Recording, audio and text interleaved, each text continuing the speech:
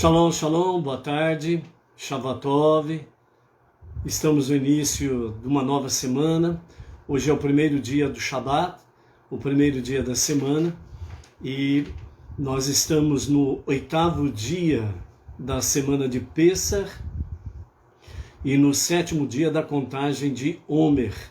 E daqui a pouco vamos estar aí falando a respeito dessas questões também. Hoje também nós iniciamos a Parashá Shemini. Também vamos falar daqui a pouco sobre a Parashá Shemini. Temos aí os nossos ensinamentos, a palavra do Rebbe, o Menachem Mendel Tzadik da nossa geração, e a sua mensagem, os seus ensinamentos, é a forma com a qual o Rebbe tem falado conosco depois que ficou oculto aos nossos olhos. Então, portanto, nós louvamos e bendizemos a Hashem por estarmos iniciando a tarde com a Torá, nesse dia que é especial, 8º de Pessach, 7º dia do Sefirat HaOmer, a contagem do Omer. Vamos falar disso daqui a pouco. Temos aí hoje o início da nova Parashá Shemini.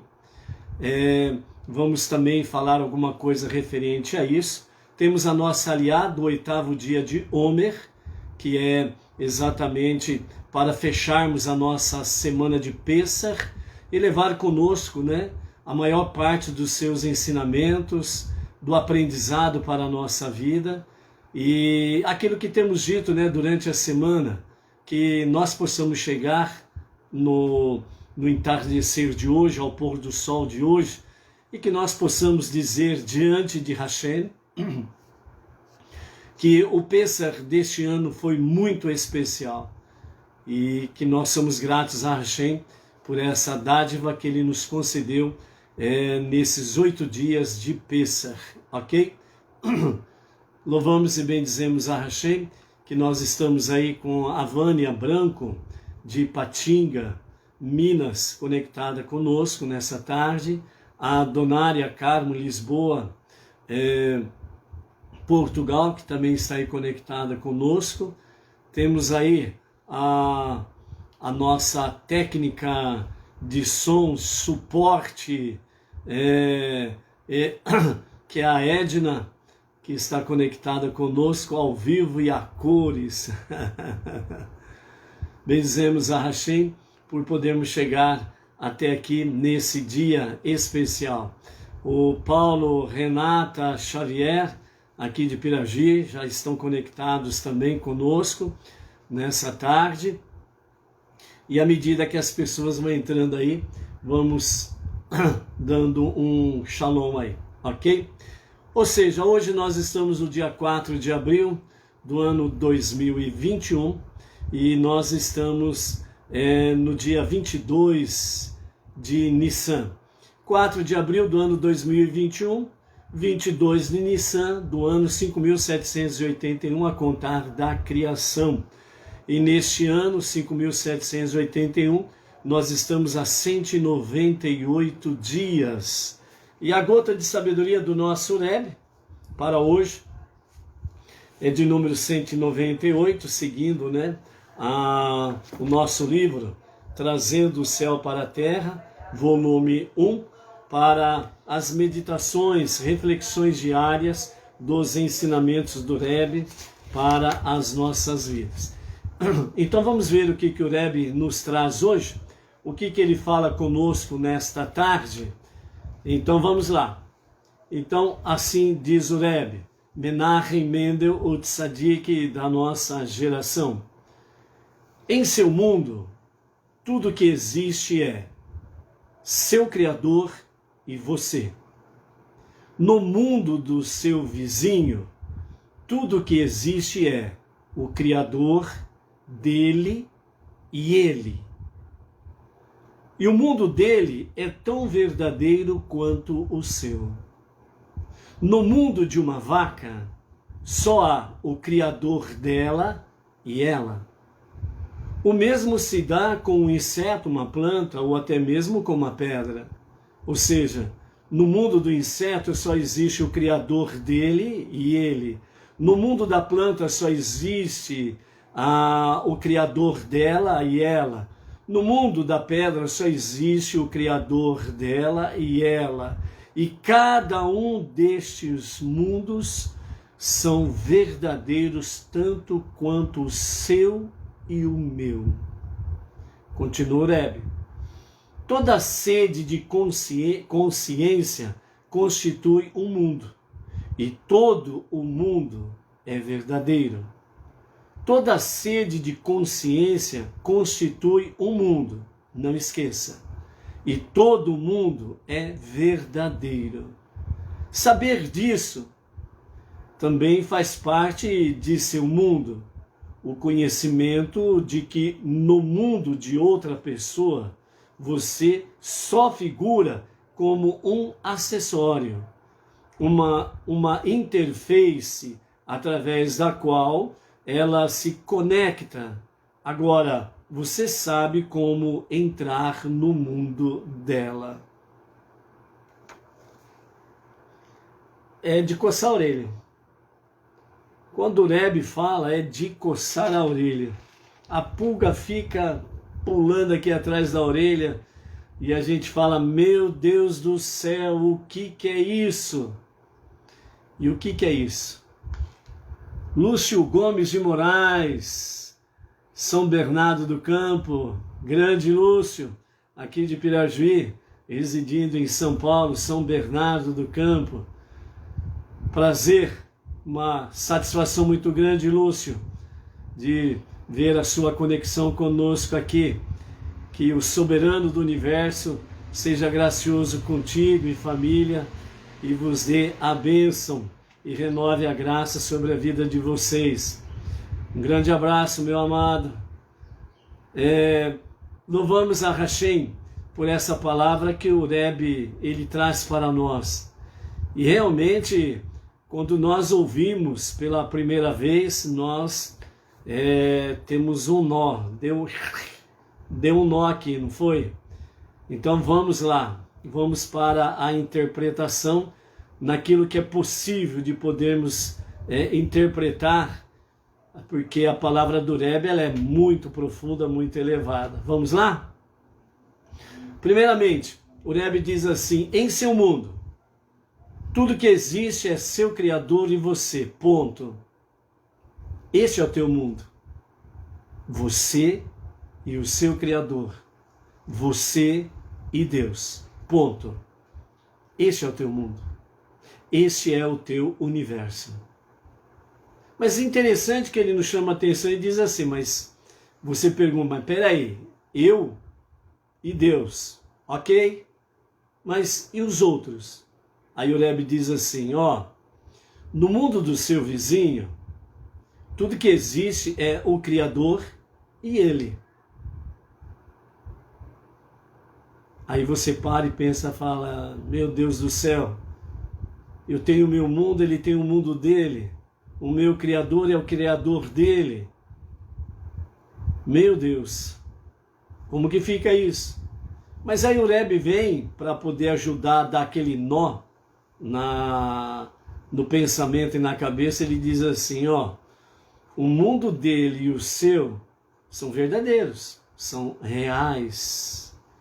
O mundo do seu vizinho é tão real quanto o seu mundo. Aí você começa a querer ficar sossegado. Mas aí o Rebbe diz assim, espera aí um pouquinho, vamos complicar um pouco mais. Aí o Rebbe diz assim, o mundo de uma vaca só existe o Criador dela e ela. Assim como também a do inseto, a da planta, até mesmo de uma pedra. Ou seja, cada coisa que existe, existe o seu Criador e aquela questão, da existência no mundo visível e no mundo invisível. Mas o Rebbe diz que o mundo de cada uma destas coisas é tão real quanto o nosso mundo, o meu mundo, eu e Deus. Aí então, o Rebbe diz assim, toda sede de consciência constitui um mundo. Então, a sede de consciência, ser consciente, real, consiste em um mundo. E todo o mundo é verdadeiro. Então, cada mundo, ele é verdadeiro. Aí você fala assim, mas peraí, então quer dizer que tem, mesmo aqui onde nós moramos, dentro da minha casa, eu, minha esposa, minhas 2 filhas, por exemplo, meus 2 filhos, então nós temos aqui 4 mundos aqui dentro da minha casa. Sim, você tem 4 mundos dentro da sua casa.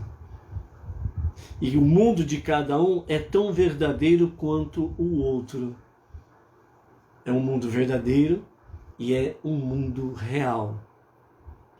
Então, saber disso faz parte de seu mundo. O que é saber disso? O conhecimento de que no mundo de outra pessoa você só figura como um acessório.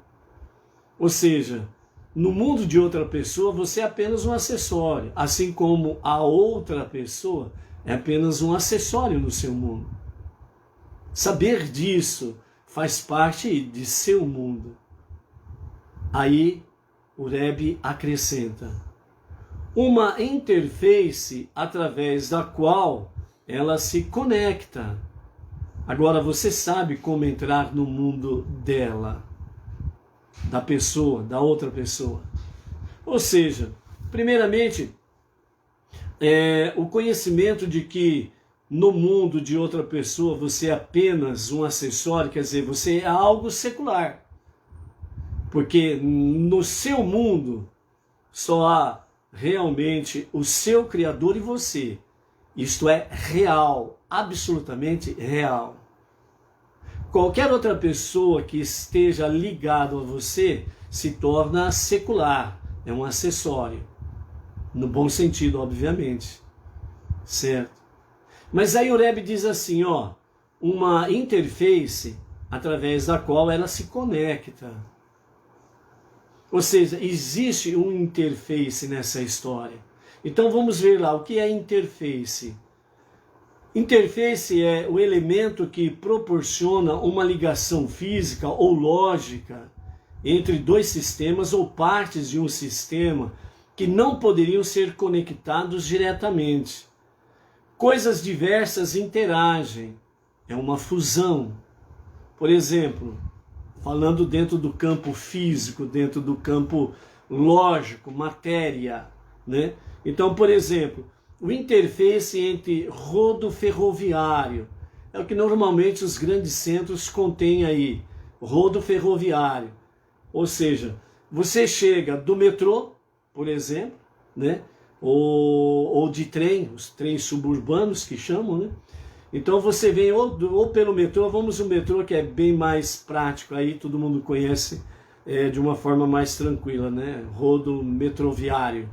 Então, você chega de metrô numa estação X, você desce dela e você já embarca diretamente num transporte circular, um ônibus. Você acaba de chegar na estação do metrô, você desce do metrô, e aí você já no próprio metrô, você tem uma interface, você tem uma interligação entre metrô e o ônibus circular, onde você já vai para o seu destino, certo? Então esse interface, essa ligação entre o metrô e o ônibus circular é chamado de interface, uma ligação, uma fusão. São 2 mundos diferentes, o ônibus circular e o metrô. Mas devido ao interface, a ligação que se conecta com os 2 sistemas, eles acabam se tornando um sistema, onde você desce de um e já entra no outro e você vai para o seu destino. Então, dentro desse campo físico, lembrando que o Rebbe diz assim, nós precisamos fazer do físico algo espiritual. Deus fez do mundo espiritual algo físico ao criar todas as coisas. Agora, nós precisamos ir de forma contrária. A partir do mundo físico, mundo matéria, nós precisamos elevar tudo aquilo que é matéria físico, elevar para se tornar espiritual. Então, nesta conexão, nessa interface, quando vem o divino espiritual para o mundo físico, e quando nós, do mundo físico, nós vamos elevando o físico, a matéria, a um nível espiritual, então nós temos um interface, nós temos uma ligação, nós temos uma fusão e nós nos tornamos um com Deus. Isto é interface. Uma forma simples. E é isso daqui que o Rebbe está nos falando hoje, nesta gota de sabedoria, de ensinamento, de número 198, que é exatamente isso. Saber disso também faz parte de seu mundo. O conhecimento de que no mundo de outra pessoa, você só figura como um acessório, uma interface através da qual ela se conecta. Agora você sabe como entrar no mundo dela. Ou seja, cada indivíduo é o centro de um mundo inteiro. Então, cada indivíduo é o centro de um mundo inteiro. Você é um mundo inteiro. O seu próximo, cada um do seu próximo, é o centro de um mundo inteiro. Existe mais de um planeta Terra? Não. Dentro do planeta Terra existem mundos. É apenas uma única casa, onde todos nós habitamos. Então, nesse interface, nessa fusão, eu e Deus, você e Deus, nós nos tornamos o centro de um mundo inteiro. Por que nós nos tornamos o centro de um mundo inteiro? Porque Deus é tudo e tudo está em Deus. Nesta fusão, nós nos tornamos realmente um com Deus. E é dentro dessa questão que quando o Rebbe diz no seu mundo, ou seja, em seu mundo, tudo que existe é seu Criador e você. E no mundo do seu vizinho, tudo que existe é o Criador dele e ele. Por quê? Porque cada um de nós precisamos, sem sombra de dúvidas, termos uma conexão com Deus individual. Somente através do interface, ou seja, somente através da nossa ligação com Deus, é que nós podemos ter conexão com o nosso próximo. Então Deus é essa ponte, essa ligação que nós temos uns com os outros. E se nós temos essa fusão com Deus e nos tornamos um com Deus, através da Teshuvá, da Tefilá, da Tzedaká, do estudo da Torá, das 7 leis universais, nós nos tornamos um com Deus. Então, nesta unidade com Deus, é onde que nós nos tornamos um e nos tornamos o centro de um mundo inteiro, de um universo inteiro. Por isso, é muito importante a nossa ligação diária com Deus. É importante. Por isso, nós não podemos negligenciar no nosso dia a dia as nossas preces diárias, a obediência aos mandamentos de Deus, as 7 leis universais, as preces, a Teshuvá diária, a Tzedaká, o estudo de Torá. Tudo isso daí nos faz sermos um com Deus, como diz o nosso Rebbe em outros ensinamentos. É dessa forma que nós temos uma fusão com Deus. E a nossa alma divina, ela se conecta com Deus. E a nossa alma divina, ela não conhece limites.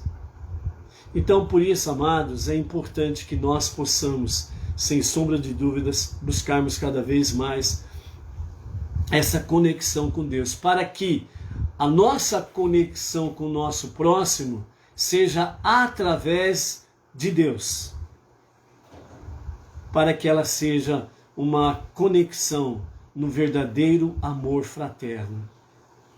E assim, nós estaremos trazendo luz para este mundo, nós estaremos trazendo realmente a luz da presença de Deus, a luz de sua Torá, a luz do conhecimento, da sabedoria.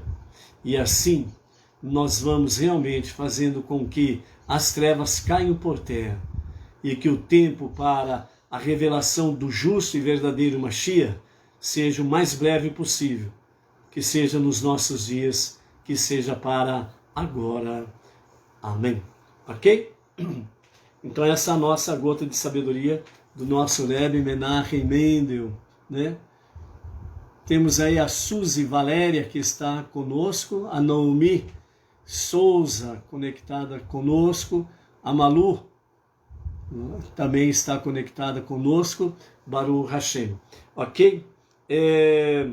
Que mais que nós temos? Vamos contar o Omer, né? Antes de irmos para as nossas leituras de hoje, né? Vamos contar o Omer, né? Ontem nós paramos, né, fazendo uma breve análise sobre Sefirat HaOmer, a contagem do Omer. Então, nós ontem vimos, né, sobre a questão de esse período de Sefirá é contado em dias e semanas. Os 7 dias de cada uma das 7 semanas constituem os 49 dias. Cada semana é representada por um atributo emocional específico. Cada dia dentro da semana é representado por um aspecto específico daquele atributo, já que o funcionamento integral de cada emoção é multidimensional e cada emoção inclui dentro de si mesma uma combinação de todos os 7 atributos emocionais. Os atributos emocionais nós aprendemos que são 7 atributos da Sefirot, as 10 emanações de Deus, né, que vêm através de filtros para se revelar neste mundo, neste universo, né, conhecido como Shekhinah, que é uma revelação diminuta de Deus, onde o universo e nós podemos suportar essa presença, manifestação divina.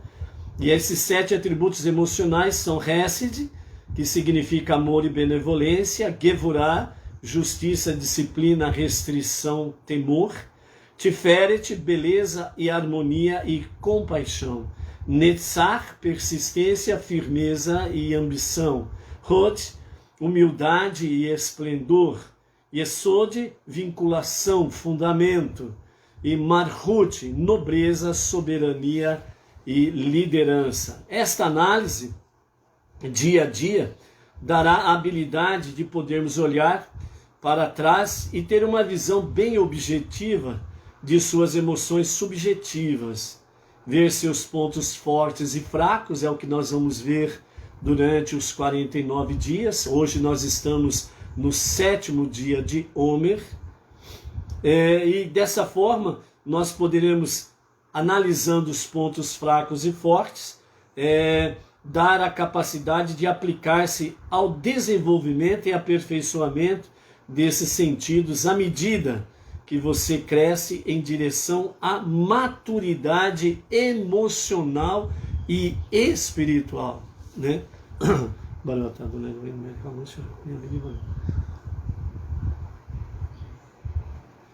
Por que que os nossos sábios trazem exatamente essa expressão, né?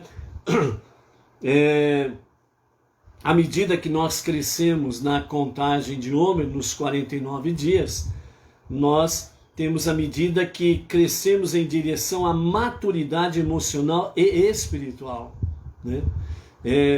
Por que que fala emocional e espiritual? Porque as duas precisam estar em equilíbrio. Se a emocional estiver mais para cima e a emocional estiver mais para baixo, tenha certeza que a emocional ela vai atrapalhar o espiritual, sem sombra de dúvidas, né? Se o emocional estiver mais elevado do que o espiritual, aí piorou tudo. Aí vira bagunça. Entendeu? Aí você perde uma conexão com Deus. Enquanto o nível espiritual estiver mais elevado, por mais conflitante que esteja, mas pelo menos o nível espiritual, que significa a tua alma divina, ela vai trabalhar, né, na alma animal, que está ligado diretamente às questões emocionais. Então ela vai trabalhar na alma animal para que o emocional, a alma animal, ela se eleve, venha se equilibrar com o espiritual. E aí então nessa conexão vai para a fusão. E aí então, né, a maturidade emocional e espiritual, elas se comungam. E aí há equilíbrio, né?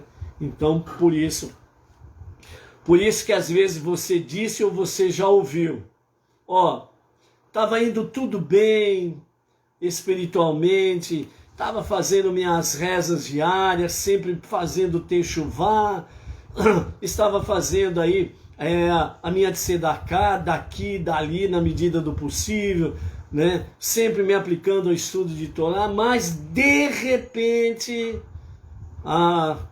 fiquei nervoso, falei o que não devia, agi da forma que não devia, né? Ou seja, estava em equilíbrio e de repente o emocional, a alma animal, pulou para cima e deixou a alma divina para baixo. E aí complicou o bicho, não é verdade? Então por isso a Sefirat HaOmer, a contagem do Homer, é para que nós possamos buscar essa maturidade emocional e espiritual, ok? Vamos fazer a contagem do Homer e logo em seguida vamos também ter aí uma breve reflexão sobre a questão de Sefirat HaOmer, o que os nossos sábios falam referente a isso, a ascensão espiritual, ok? Inês Martins, shalom, shalom, aqui de Pirajuí, conectada aí conosco, Baruch Hashem. Então vamos contar o Homer? Então a contagem do Homer, ela começa como dia judaico, no pôr do sol de ontem até o pôr do sol de hoje, né? Então nós vamos contar aí o 7º dia da contagem, ok? Então vamos contar o Homer? A contagem do Homer hoje diz assim: hoje são 7 dias que perfazem uma semana do Homer, ok? Então hoje nós estamos em Marhut Shebechesed, que significa nobreza na bondade. Então vamos ver qual o recado que temos aqui nessa contagem. Então, nobreza na bondade no 7º dia do Homer, que correspondem, e nós completamos então hoje a primeira semana da contagem do Homer. Amor maduro, vai falar-nos sobre amor maduro. Amor maduro vem junto e traz dignidade pessoal, um sentimento íntimo de nobreza e realeza, né? Por isso, Marhut, que está ligado realmente ao reinado, portanto, nobreza na bondade. E esse amor maduro, ele traz dignidade pessoal, um sentimento íntimo de nobreza e realeza, né? Então, esse sentimento íntimo de nobreza e realeza, ele vem na bondade. Então, Marhut, nobreza, realeza, ela penetra na bondade. Ou seja, tem a fusão, certo? Marhut e Hesed, nobreza e bondade. E ao fundir-se, né? Então há um amor maduro, que traz dignidade pessoal, sentimento íntimo de nobreza e realeza. Permite que você conheça seu lugar especial e contribua para este mundo. Qualquer amor que seja desmoralizante e abata o espírito humano não é amor de forma alguma. Não é amor de forma alguma, né? Qualquer amor que seja desmoralizante e abata, né? Quer dizer, abate, joga pelo chão, né? O espírito humano. isso não é amor de forma alguma, certo? Então, quando você vê realmente, seja pessoas no seu relacionamento com o seu próximo, no relacionamento de amigos, família, no relacionamento de pessoas que ocupam cargos de lideranças políticas, religiosas e por aí afora vai, né? Todo relacionamento humano que traz aí uma forma desmoralizante e destrói o espírito humano, isso não é amor de forma alguma. Então, quando as pessoas elas falam qualquer coisa, mas agem dessa forma, diz eu te amo, mas agem dessa forma, o amor maduro não está presente aí, não está presente a nobreza na bondade, elas estão separadas. Pois o amor, para ser completo, deve ter a dimensão da soberania pessoal, um senso de liberdade e domínio sobre as forças que denigrem o amor total. Então, o amor maduro, o amor verdadeiro, ele, para ser completo, ele precisa ter a dimensão da soberania pessoal, né? Ou seja, as pessoas elas são soberanas na sua própria vida. Por isso que o Rebbe fala ali, no seu mundo só existe o seu Criador e você. No mundo do seu vizinho, só existe o Criador dele e ele. Então, essa é a questão aqui, dentro desse aspecto. O amor, para ser completo, deve ter a dimensão da soberania pessoal. Certo? Então, nós precisamos respeitar o próximo. É esse sentido que fala. Respeitar o próximo. Respeitar a sua dimensão de soberania pessoal. Ponto final. Você não tem que discutir, né? Então, nós não podemos falar para a pessoa assim, você deve ser assim. A soberania pessoal é dela, não é sua. Só há um soberano sobre todos e tudo, que é Deus. Só Ele é o soberano, acima de tudo e de todos. Nós estamos no mesmo nível diante de Deus. O que nós podemos fazer é aconselhar. Então, se você me permite, eu aconselho tal coisa. Você poderá agir assim. Não, você deve ser assim.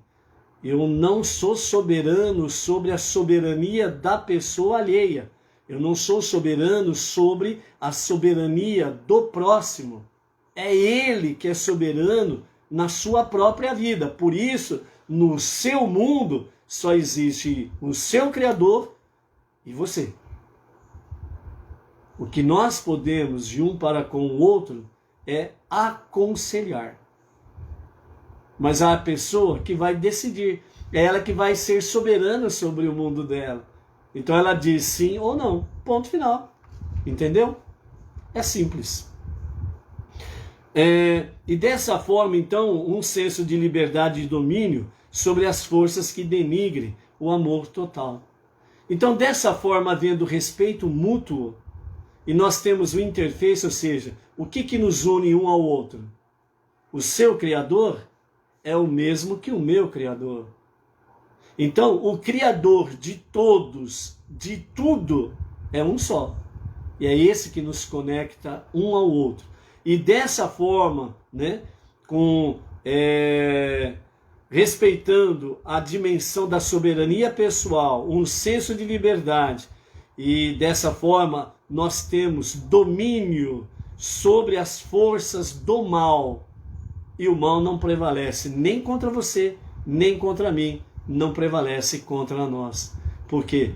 Porque nós estamos juntos em conexão com Deus, ok? Então o exercício para o dia é: realce um aspecto em seu amor que tenha alentado o seu espírito e enriquecido sua vida. E comemore, né? Então, realce um aspecto em seu amor que tenha alentado o seu espírito. O que significa isso? Né? Veja bem, as 49 conexões que temos durante esses dias de Sefirat HaOmer correspondem exatamente às 49 dimensões da nossa vida emocional. Então, obviamente, nós não temos apenas um aspecto de amor que tem alentado o nosso espírito. Então, nós temos inúmeras, se você for analisar aí, você vai encontrar isso.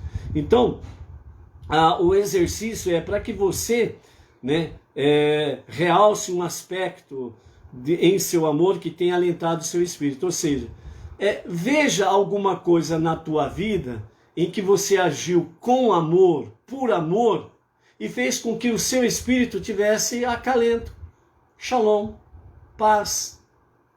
Você se sentiu muito bem com aquela boa ação em amor, com amor, por amor, que você fez por alguém. Então realce isso, né? Eleve isso, certo? E faça novamente. E comemore o amor maduro que Deus concede a cada um de nós, ok? E finalizando nessa questão aí do Sefirat HaOmer para o dia de hoje, nós temos aí 42 dias pela frente para realçar um monte de coisa. 49 aspectos das emoções, né? Então vamos lá. Então, ascensão espiritual. Os 49 dias da contagem de Homer que nós temos aí, de fato é uma preparação para a festividade de Shavuot. Shavuot, nós sabemos que é a entrega, a outorga da Torá. É Matan HaTorá, a entrega da Torá, outorga da Torá, certo? E na Torá, lá em Vaikra, Levítico, capítulo 23, verso 15 e 16, né, diz assim: contarei para vós 7 semanas completas, serão até o dia seguinte da 7ª semana, contarei 50 dias. Primeiramente, então, a Torá nos ordena contar 7 semanas, e depois contar os 50 dias, ou o 50º dia. Devemos, então, contar 7 semanas ou 50 dias? Nossos sábios nos dizem que devemos contar até o 50º dia, mas não, inclusive, este. O motivo dessa conduta é que o número 7 representa o conceito da natureza, porque o mundo foi criado em 6 dias e no 7º dia Deus se absteve de criar.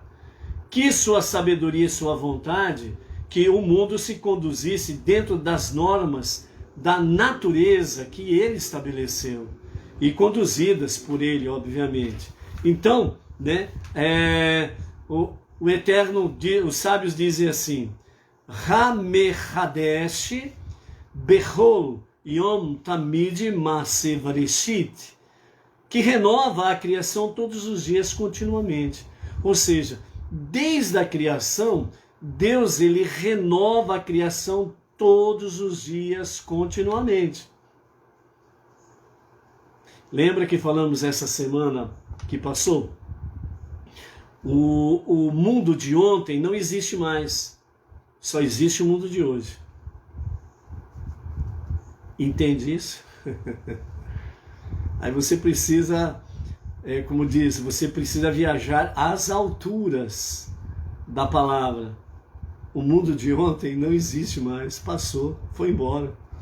Não tem como você voltar lá e resgatá-lo. Entendeu?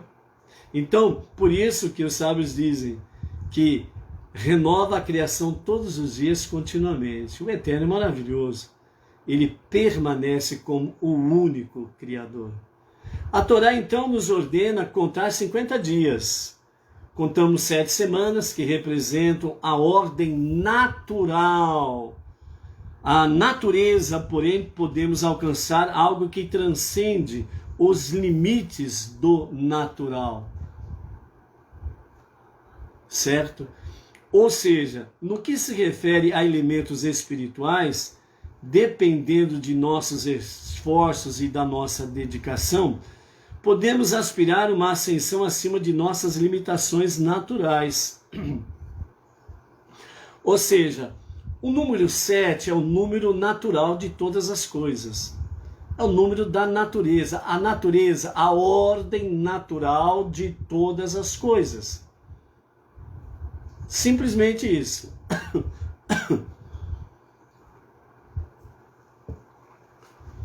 Shalom, Luiz Ribeiro.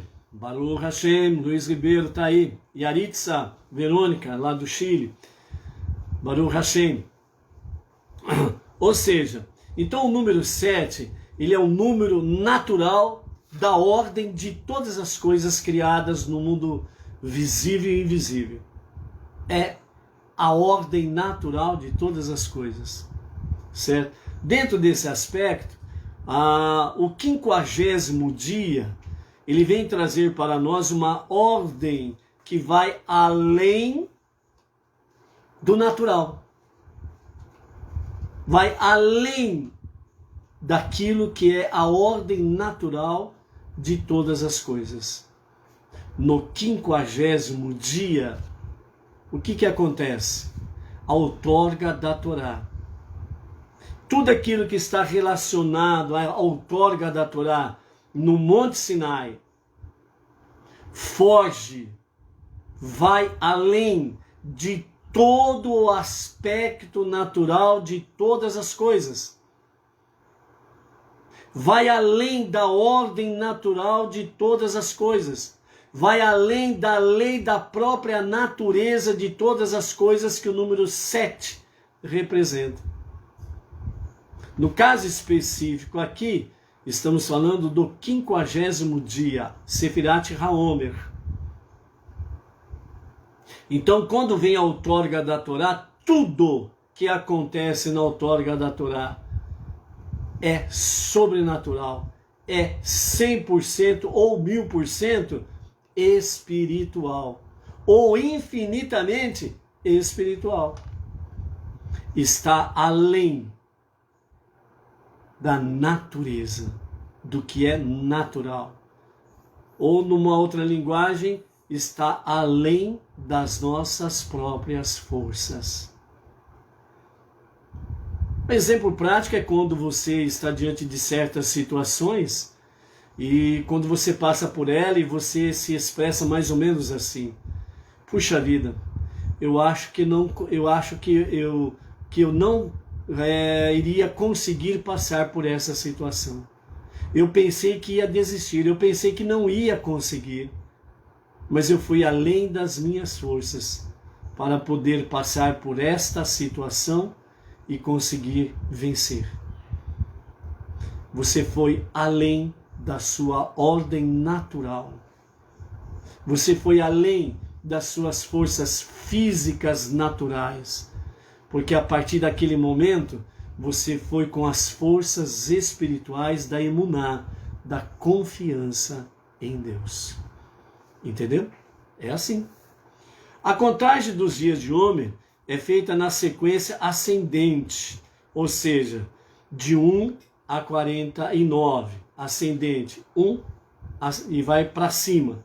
Uma vez que essa contagem simboliza a ansiedade que temos em atingir o 50º dia, no qual vamos comemorar aí a outorga da Torá, o recebimento da Torá.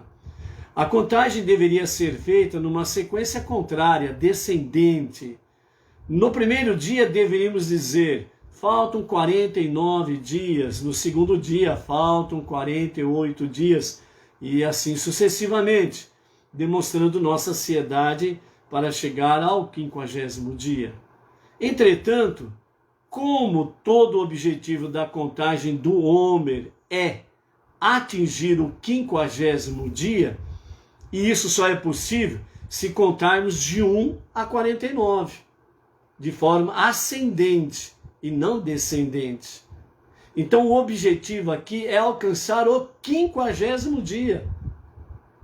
Então por isso, de forma ascendente, 1, 2, e hoje nós estamos no 7º dia, ok? Entretanto, com todo o objetivo de contar o homem, o nosso é alcançar o 50º dia. Então, cada um dos 49 dias é único para os preparativos espirituais necessários para recebermos a Torá. Então, cada dia da contagem do homem é peculiar, é ímpar. Ou seja, hoje nós estamos até o pôr do sol. Hoje nós estamos no 7º dia de Homer, Sefirat HaOmer, a contagem de Homer. 6 dias se passaram, portanto, eles não existem mais. Passou. Nós estamos vivendo o 7º dia. Daqui a pouco, o 7º dia vai passar da contagem do homem. Não vai existir mais. Nós vamos para o 8º dia de homem. Então, dentro desse aspecto, cada um dos 49 dias é único, é peculiar para os preparativos espirituais necessários para recebermos a Torá. Conforme nos diz o Rav Haron Kotler, de abençoada memória, ele nos diz: os 48 dias da Sefirá são diretamente proporcionais aos 48 níveis citados no Pirkei Avot, necessários para a integração do homem à Torá, que estão ligados diretamente à humildade, alegria e pureza. Cada um dos 48 dias deve ser dedicado a um dos 48 níveis das nossas emoções, para a maturidade das nossas emoções e da nossa maturidade espiritual. Então, no 49º dia, é dedicado apenas à santidade, com os preparativos finais para a Kabbalat HaTorá, ou seja, o recebimento da Torá. Então, segundo o Rav Haron Kotler, de abençoada memória, ele orienta para que nessa contagem os 48 dias estejam ligados diretamente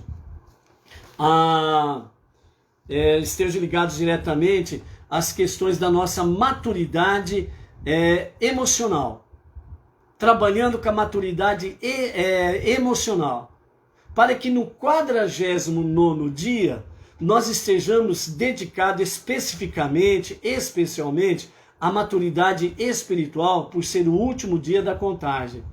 A partir do momento que você elevou os níveis emocionais, os níveis dos 49, níveis emocionais, você o elevou, ele está maduro. Agora você vai no 49º dia, você vai se dedicar especificamente à santidade, para ter este equilíbrio, para ter esta conexão, para ter esta fusão, para entrar no 50º dia, outorga da Torá, com a maturidade espiritual e a maturidade emocional, os 49 níveis da sua maturidade emocionais, para ter este equilíbrio, esta fusão, e assim, na outorga da Torá, você esteja pronto a dizer: sim, eu obedecerei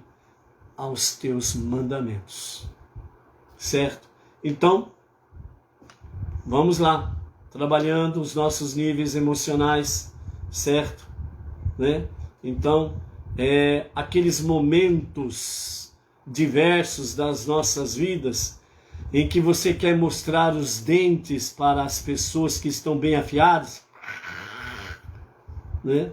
Então, se controle, amadureça esse nível emocional e não mostre como os dentes estão afiados, mas mostre a beleza de um belo sorriso para o teu próximo, ok?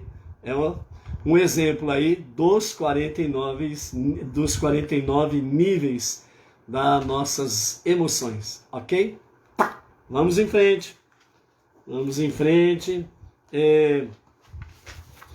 Hoje nós temos a nossa 8ª Aliá, que é o encerramento da nossa da nossa semana de Pêssar, ok? E também nós temos o início da nossa Parashá semanal Shemini, o 8º, né? E dessa forma aí nós vamos então falar alguma coisa rapidinha sobre a Parashá Shemini, e na sequência vamos fazer a última leitura, né, da nossa semana de Pêssar.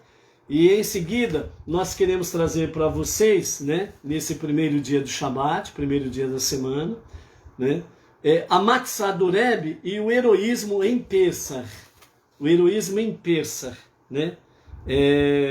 Então temos coisas maravilhosas nessas duas histórias, nesses dois ensinamentos dos nossos sábios. E além disso, né, para finalizar, nós temos aí a reflexão sobre Shemini, né, sobre acima da lógica. Então no 8º dia de Pêssar iniciamos a Parashá Shemini, 8º, né, fusão, ok? Então a nossa primeira aliada para Parashá Shemini, nós fizemos no domingo passado, no primeiro dia da semana passada.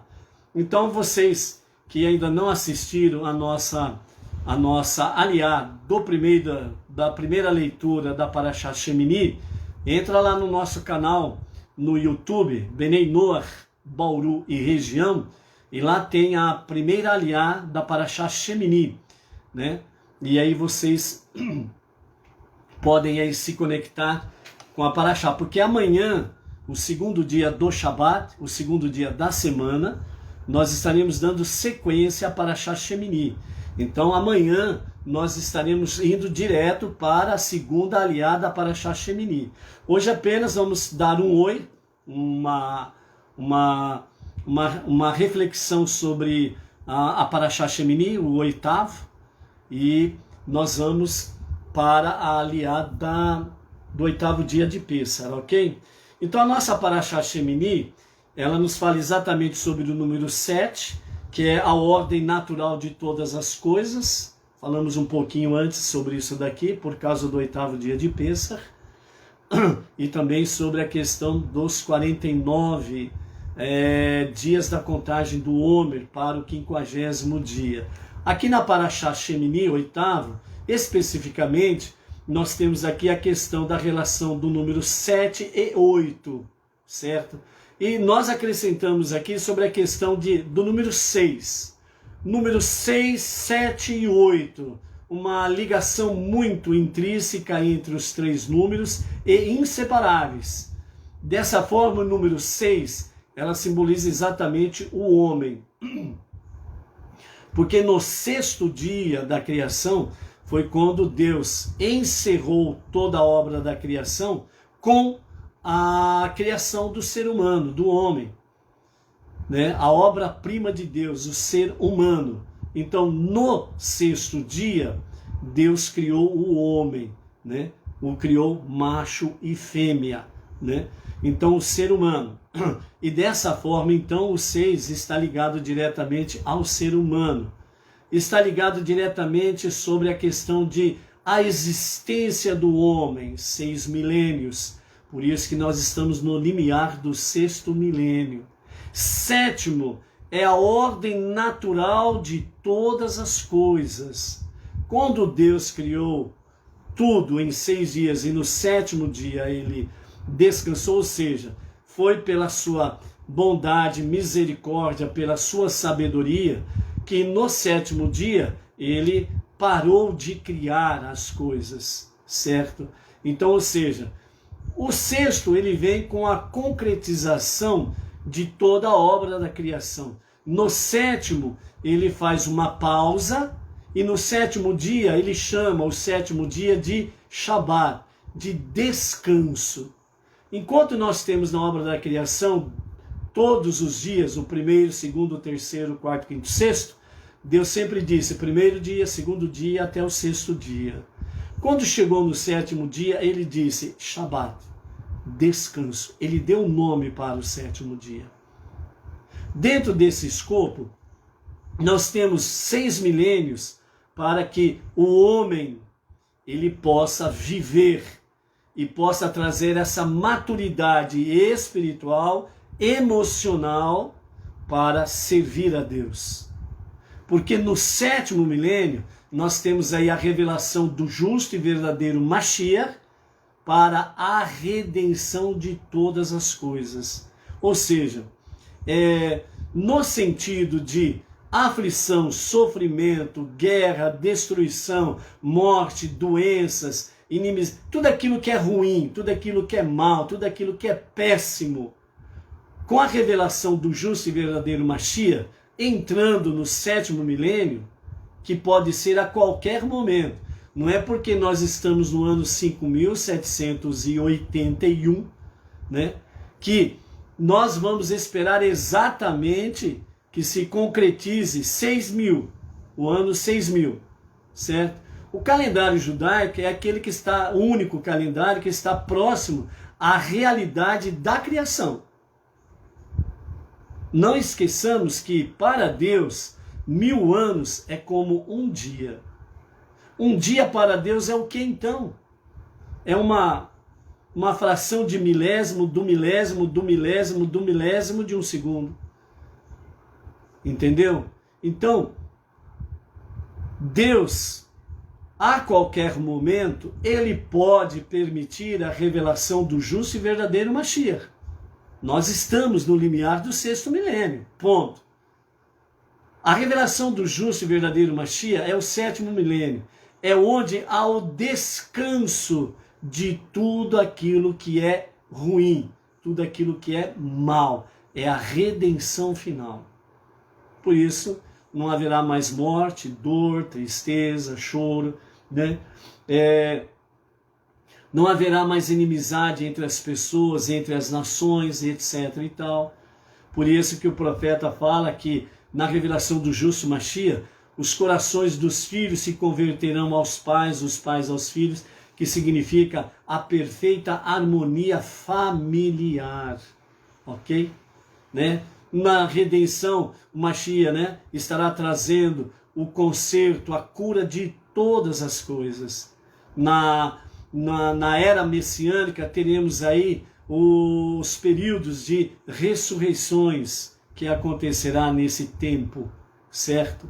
Então, no 7º milênio, com a revelação do justo Mashiach na redenção, então a ordem natural de todas as coisas, elas voltarão como no princípio da criação, como Deus criou. Ou seja, um mundo harmônico. Ok? E no fim da era messiânica, o 8º milênio, que é o quê? O famoso Olam Rabá, o mundo vindouro, que é comumente conhecido como a vida eterna. Ok? Então é dentro deste escopo que nós estaremos estudando a Parashá Shemini. Ok? Então é a nossa Parashá Shemini que nós estaremos estudando nesta semana que nós temos aí pela frente. Ok? Vamos para a nossa Aliá, a 8ª Aliá de Pessach. Está no capítulo 15 de Deuteronômio, a partir do versículo 19, e vamos até o capítulo 16 e o verso 17.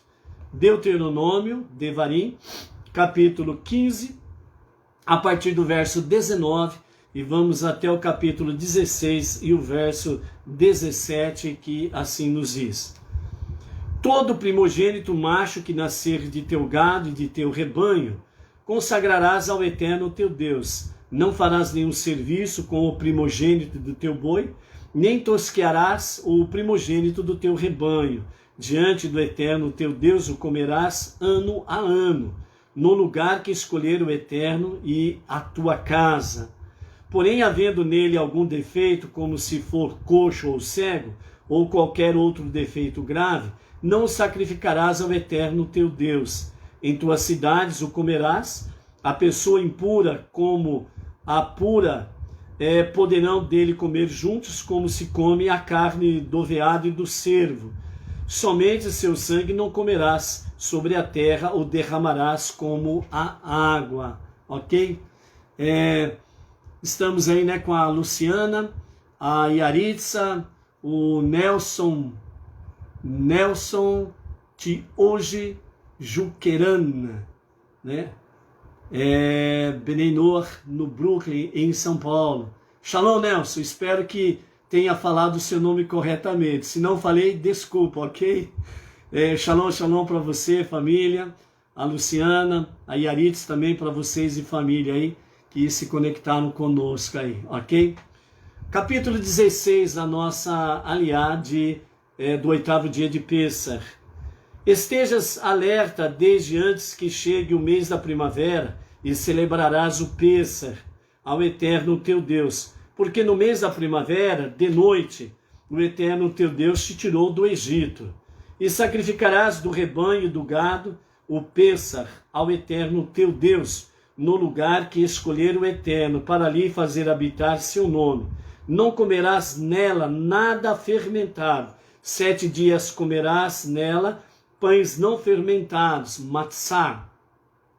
O pão que faz recordar a aflição, porque apressadamente saísse da terra do Egito, para que te recordes do dia da tua saída da terra do Egito, todos os dias da tua vida. E não será visto contigo levedura em todo o teu território, por 7 dias. E não ficará da carne do cordeiro, que sacrificares no primeiro dia, à tarde até pela manhã. Não poderás sacrificar o cordeiro de Pêssar em qualquer uma das tuas cidades que o Eterno Deus te dá, porque somente no lugar em que ele escolher, o Eterno teu Deus, para fazer habitar o seu nome, ali sacrificarás o cordeiro de Pêssar à tarde e ao pôr do sol. O comerás no tempo determinado em que saíste do Egito. Vejam bem, o sacrifício de Pêssar,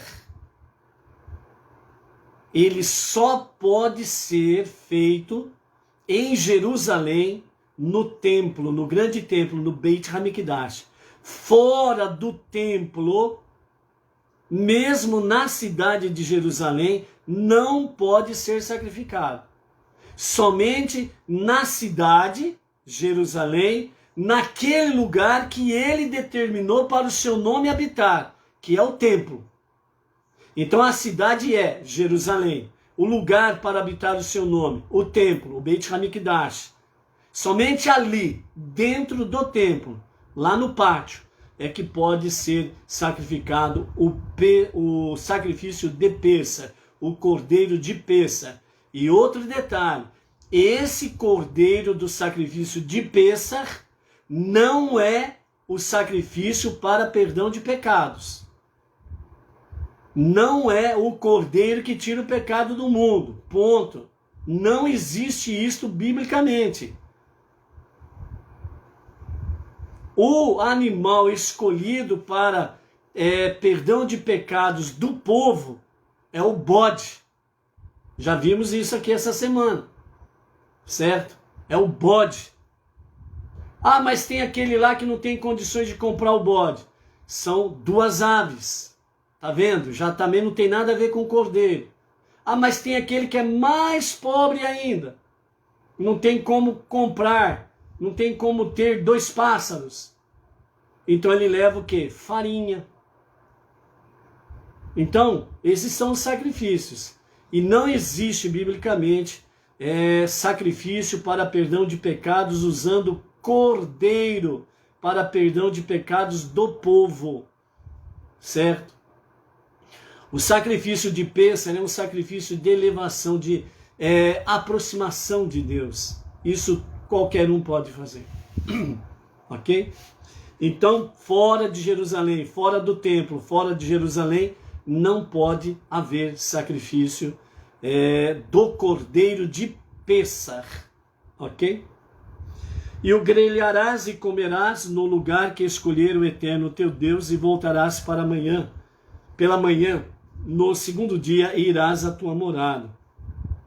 6 dias comerás pães não fermentados, e no 7º dia haverá abstenção de trabalho em honra ao Eterno teu Deus, e não farás obra alguma. 7 semanas contarás para ti, desde que a foice cortar o homer, começarás a contar 7 semanas, e farás a festa de Shavuot, que é a festa das semanas, ao Eterno teu Deus. O que puderes dar de tua mão darás, como te houver abençoado o Eterno teu Deus.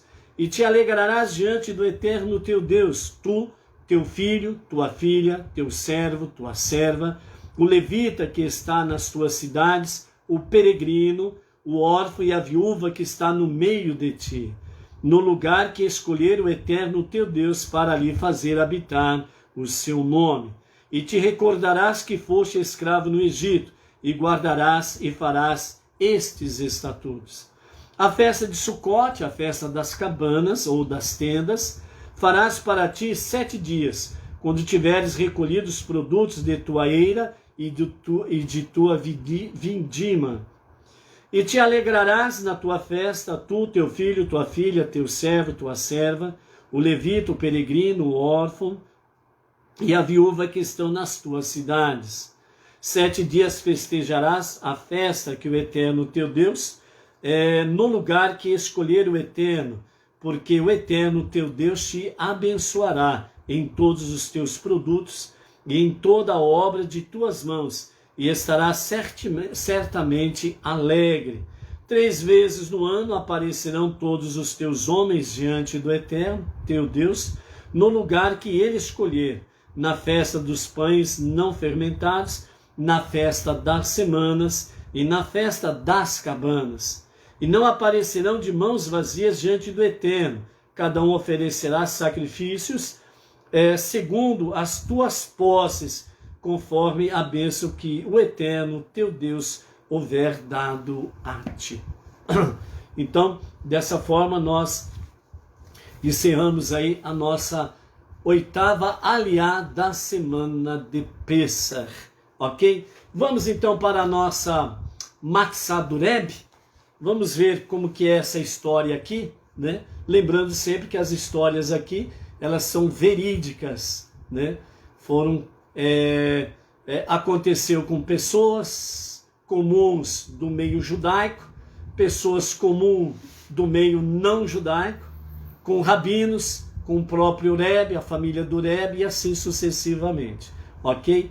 Então, nós temos aqui a Matzah do Rebbe, relatada por Yerachmiel Tiles, que diz assim: em 1976, após vários anos de casamento, minha mulher e eu finalmente tivemos a coragem de fazer o nosso próprio Seder de Pêssar, pelo menos na segunda noite, né? Porque fora de Jerusalém, a noite de Pêssar são em 2 etapas, né? 2 vezes, a primeira noite e a segunda noite.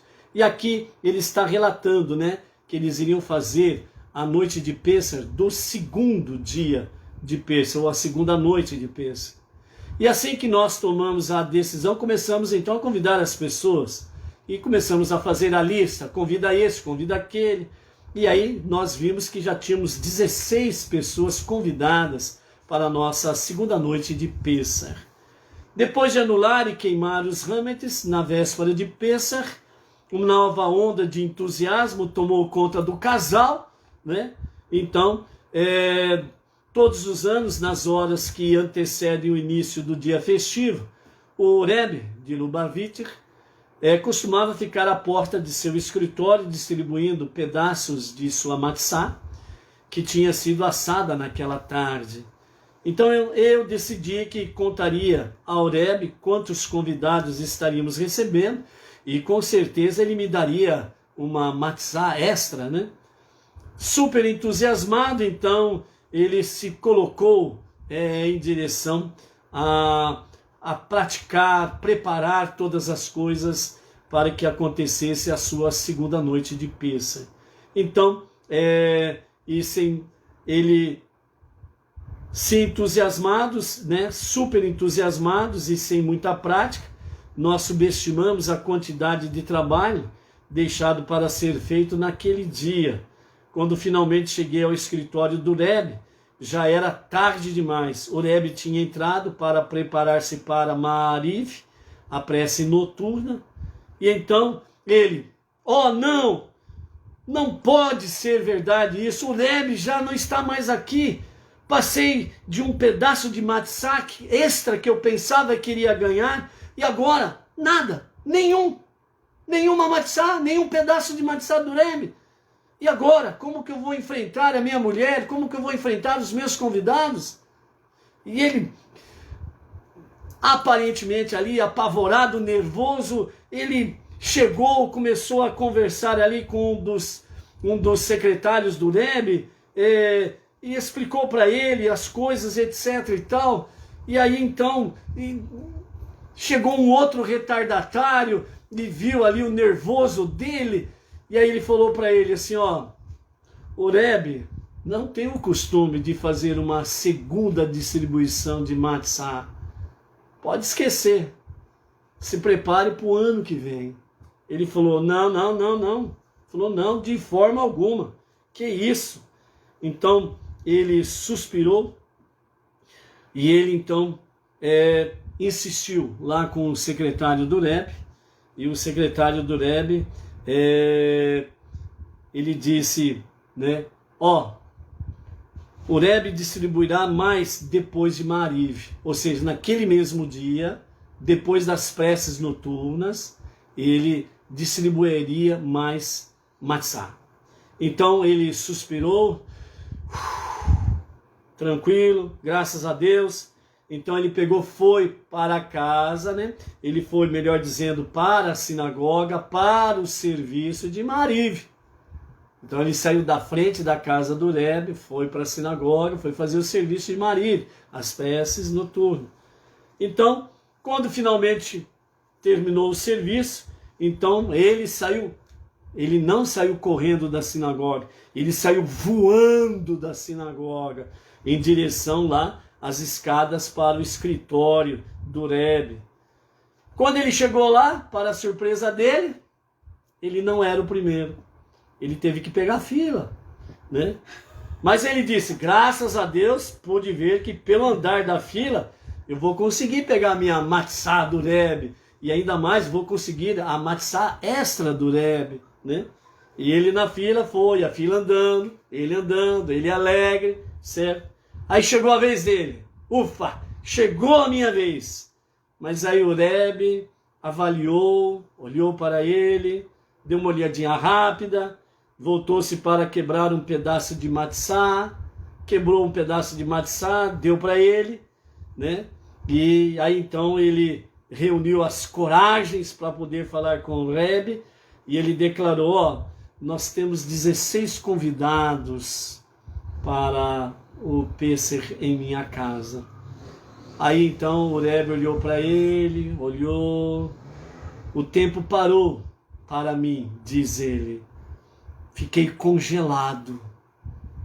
E finalmente, depois de alguns segundos de silêncio, o Rebbe disse para mim, é o primeiro seder ou o segundo seder? É a primeira noite ou para a segunda noite? E ele respondeu para o Rebbe, é para a segunda noite. Então o Rebbe disse, então não posso dar-lhe a matzah agora. Aí ele falou, pronto, desabou o mundo na minha cabeça. Falou, e agora? Vou ter que enfrentar a mulher de novo. Como que o homem tem medo da mulher, né? Então, ele congelou, ficou congelado. Como que eu vou enfrentar minha esposa? Como que eu vou enfrentar meus convidados? E aí, o Rebbe percebeu que ele estava sem o mundo debaixo dos seus pés. Então, ele apressou-se para explicar e disse, já é a primeira noite do feriado. Não temos permissão de fazer qualquer coisa num dia festivo ou Shabat em preparação para o dia seguinte. Por isso que eu não posso te dar a matzah para a segunda noite. Mesmo que o próximo dia seja feriado, você entende que nós não podemos fazer isso? É a halahá, é a mitzvah. E ele deu aquela engolida em seco e ele falou, Rebbe, realmente não pode. Então, quando ele viu que ele nem poderia levar mais matzá, porque a matzá que ele ia pegar era para a segunda noite, e ele não podia pegar porque aquela matzá que era para receber era para a primeira noite de Pêssar, não para a segunda. Então, chegou vazio, estava saindo mais vazio ainda. Ele falou, pronto, agora. E aí então o Rebbe virou para ele e disse, venha novamente amanhã à noite, após Mariv, e então eu lhe darei um bom Yom Tov para você, um Pêssar feliz e kasher. Pronto. Ele estava completamente vazio. Agora o Rebbe disse isso, ele não andava, ele flutuava. Ele estava vazio, agora ele estava cheio de esperança e de bênção. Bom Yom Tov. E que Yom Tov, que dia especial será para mim, para minha esposa e para os nossos convidados. Então ele foi correndo para casa e chegou em casa e contou tudo para sua esposa. E os dois se alegraram. Imediatamente depois das preces da noite seguinte, então ele foi orgulhosamente para a porta do Rebbe, onde o seu assistente recusou-se a recebê-lo.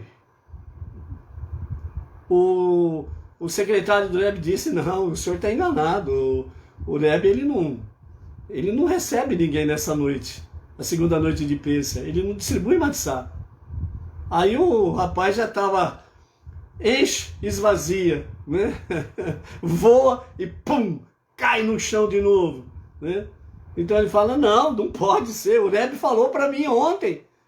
Ele insistiu com o secretário do Rebbe e falou assim, o Rebbe me disse, não é eu que estou dizendo, o Rebbe me disse.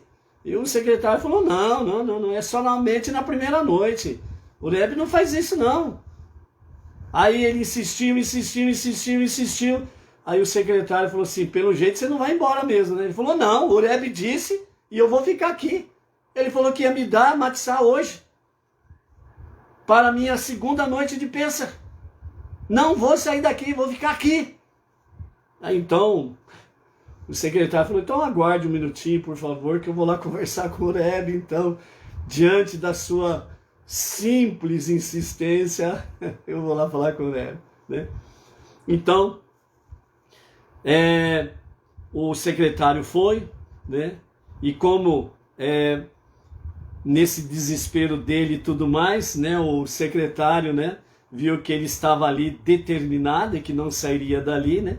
Então, ele podia ver que ele estava a ponto de explodir em um colapso, né?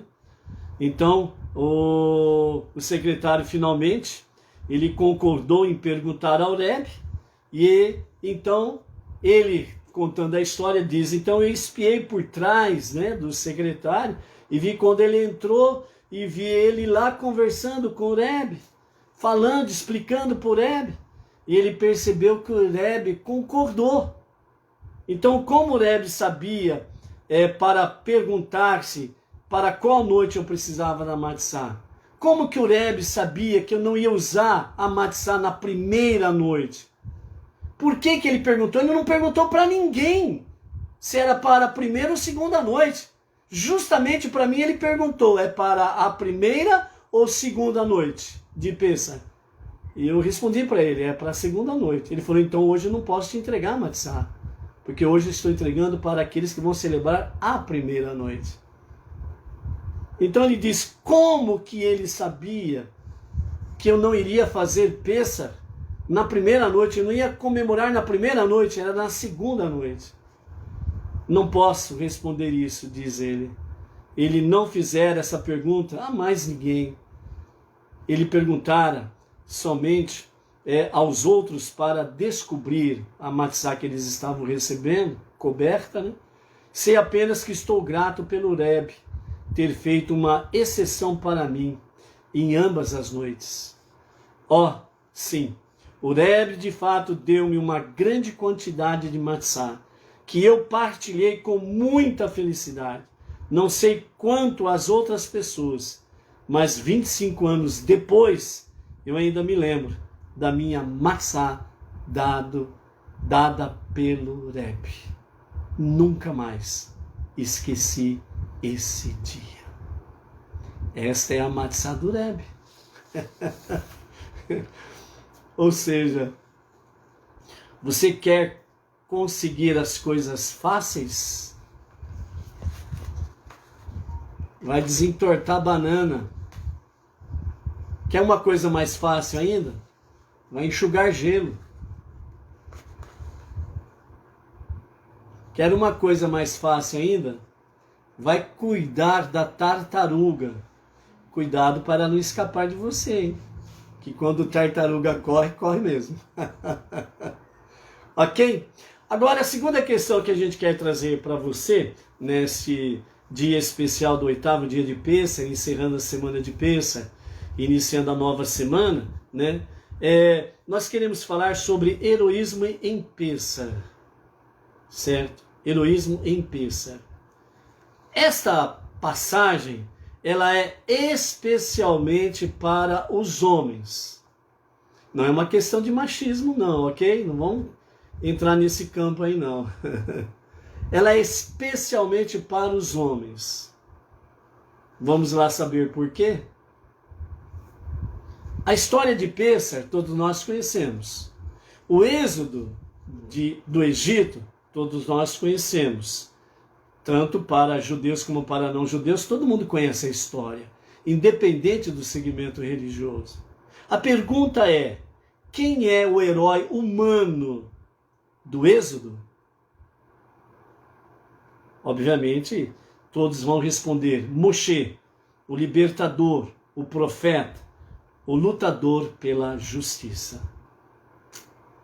Unanimemente, independente de segmento religioso, é unânime a resposta. Ok. Ninguém discorda disso. Obviamente, não tem como discordar.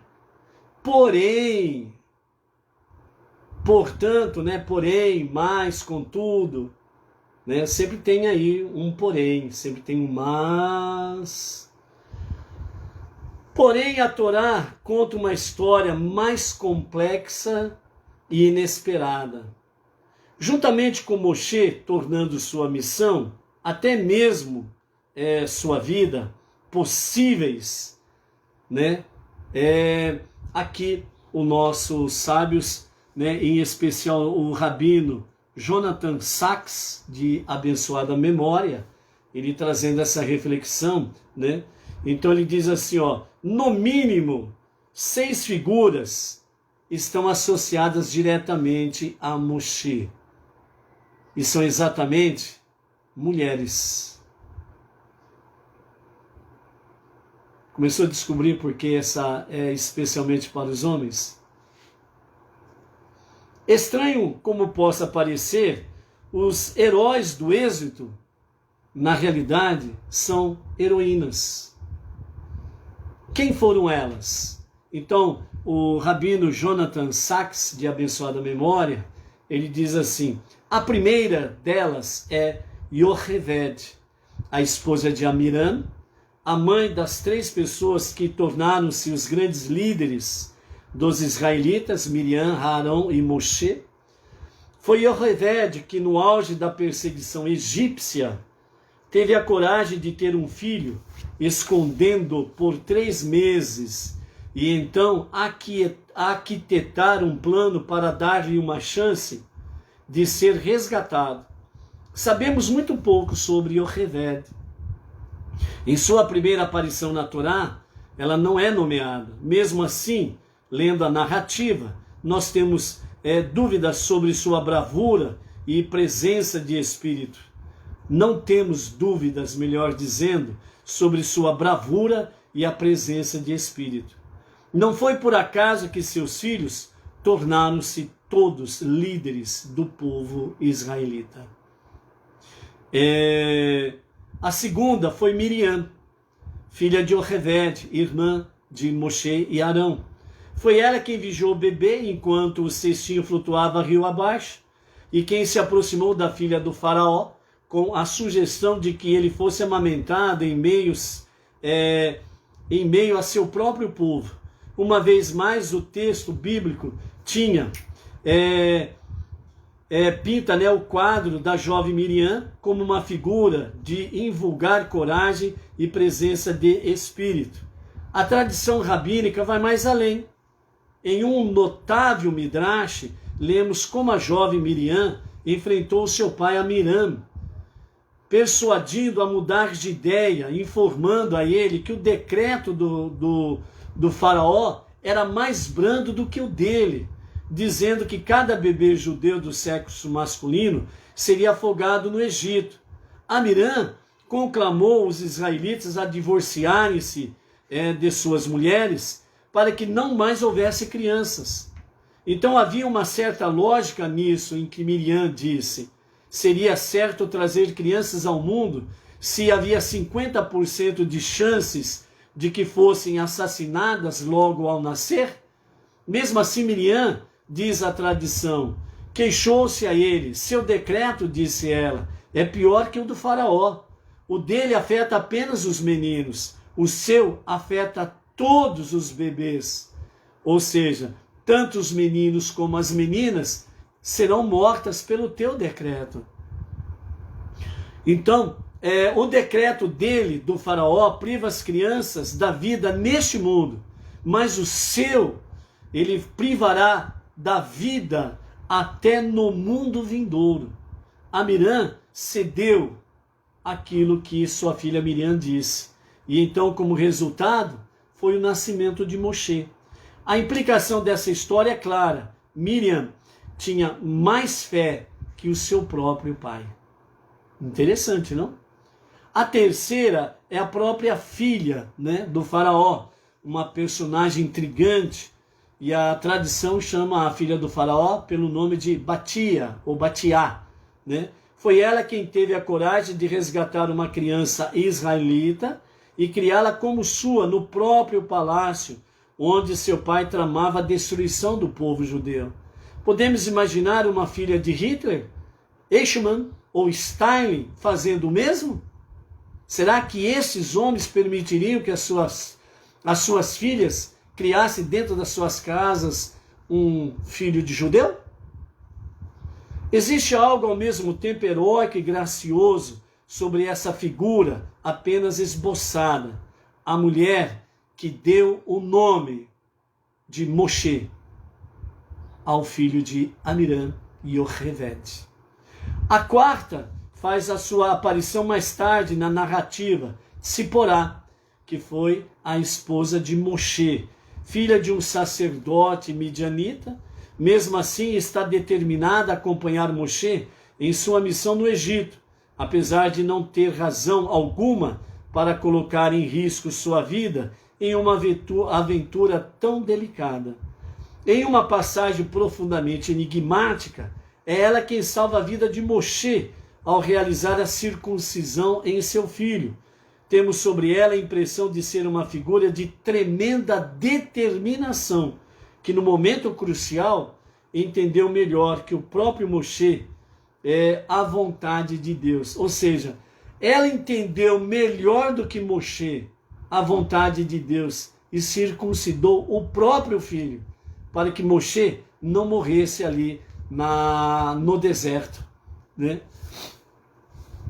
Deixei para a final, segundo o Rabi Jonathan Sacks, as figuras que aparecem primeiro, porque são elas que mais fizeram para alargar os horizontes morais da humanidade, né? Então, as duas personagens primeiras que foram mencionadas, Yocheved e Miriam, ele deixou para mencionar agora, aqui no final, dessas 6 personagens que ele qualifica desta forma, as 6 heroínas ligadas diretamente a Moshe, né? Então ele diz assim: refiro-me às 2 parteiras, Shifra e Puá. Shifra e Puá, que frustraram a primeira tentativa do faraó de cometer genocídio, instruídas a matar as crianças israelitas na hora do nascimento, elas temeram a Deus e não fizeram aquilo que o rei do Egito lhes ordenara fazer. Deixaram os meninos viver. Intimadas e acusadas de desobediência, enganaram o faraó inventando uma engenhosa história. As mulheres judias, disseram elas, são fortes e deram à luz antes que chegássemos, escaparam do castigo e salvaram as suas vidas.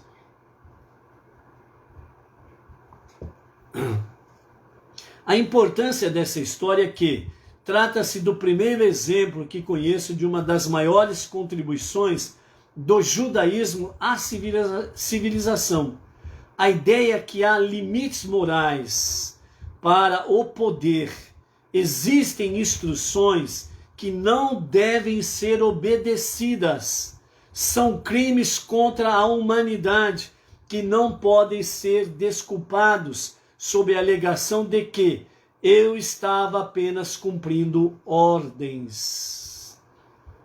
Esse conceito geralmente é conhecido como desobediência civil.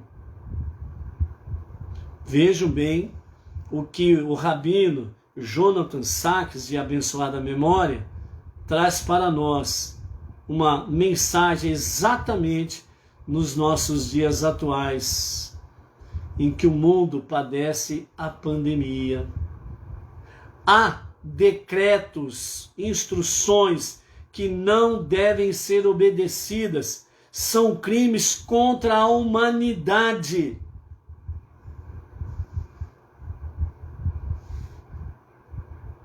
Como que o mundo hoje estão precisando de heroínas?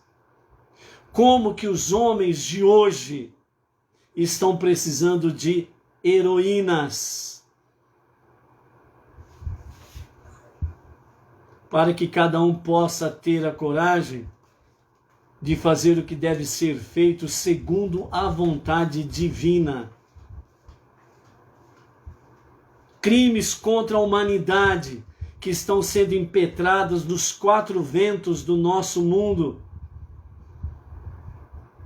por faraós dos tempos modernos, para impedir com que a humanidade venha não somente a conhecer a Deus, mas venha obedecer a Deus.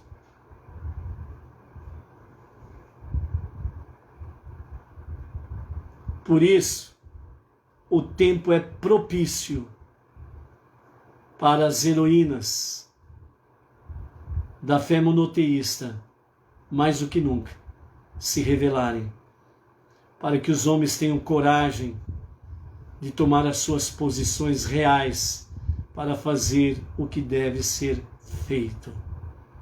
Entendeu?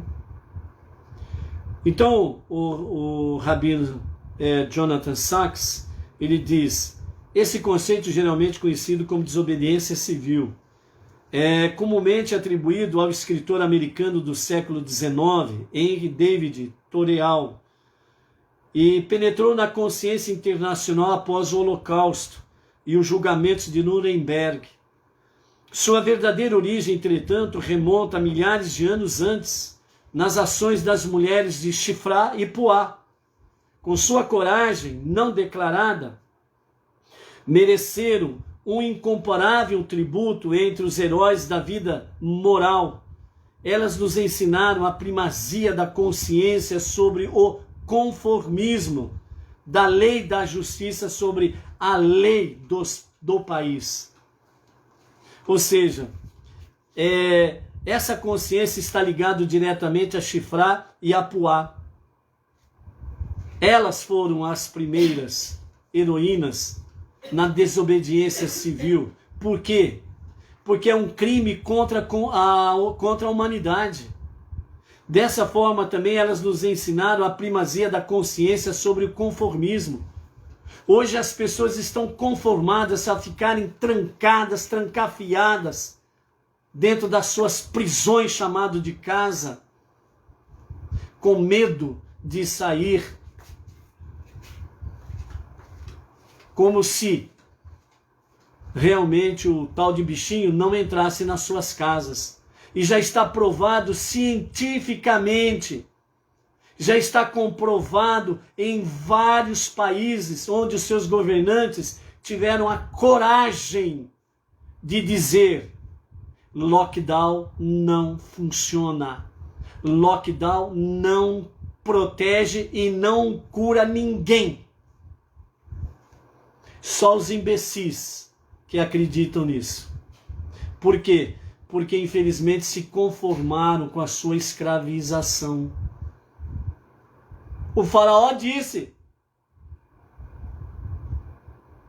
Então o faraó disse: é para o meu bem. Ele está cuidando de mim.